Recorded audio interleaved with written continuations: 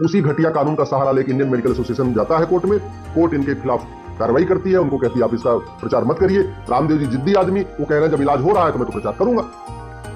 अब यहां एक बड़ी समस्या यह भी आ गई कि जो सुप्रीम कोर्ट के 2 जज इस बेंच इस मामले को सुन रहे हैं, मुझे नहीं पता कि उन्होंने कभी महर्षि चरक को पढ़ा है कि नहीं पढ़ा। अगर सुप्रीम कोर्ट के जज चरक संहिता पढ़ ले, वाग्भट संहिता पढ़ ले, महर्षि भाव प्रकाश को पढ़ ले, महर्षि सुश्रुत को पढ़ ले, महर्षि पतंजलि को पढ़ ले, तो वो खुद भी कहेंगे भाई इन बीमारियों के इलाज तो लिखा हुआ है, तो फिर तो ये कानूनी घटिया है। एक बार अगर सुप्रीम कोर्ट के जज चरक संहिता पढ़ ले, सुश्रुत संहिता पढ़ ले, महर्षि शारंगधर की किताब पढ़ ले, महर्षि वाग्भट की किताब पढ़ ले, आचार्य भाव प्रकाश की किताब पढ़ ले, महर्षि पतंजलि को पढ़ ले, योग को अच्छी तरीके समझ लें, धन्वंतरी की जो विद्या है उसको समझ लें, आयुर्वेद कितना प्रभावी होता है, तो सुप्रीम कोर्ट के जज खुद भी कहेंगे कि 1954 का कानून घटिया है, इसको खत्म कर देना चाहिए। लेकिन चूंकि सुप्रीम कोर्ट के जजों ने हमारे ऋषियों मनीषियों को पढ़ा नहीं, महर्षियों को पढ़ा नहीं है, तो उनको लगता है आईएमए जो कह रहा है वही ठीक है, और वैसे सुप्रीम कोर्ट का कानून केवल कानून का इंटरप्रिटेशन करना है और कानून महाघटिया है, तो रामदेव जी को फटकार पड़ रही है।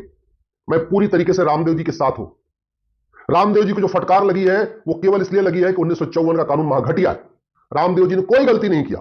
रामदेव जी तो वही कार्य कर रहे हैं जो महर्षि चरक ने किया था, महर्षि सुश्रुत ने किया था, आचार्य भाव प्रकाश ने किया था, महर्षि वाग्भट ने किया था, महर्षि पतंजलि ने किया था।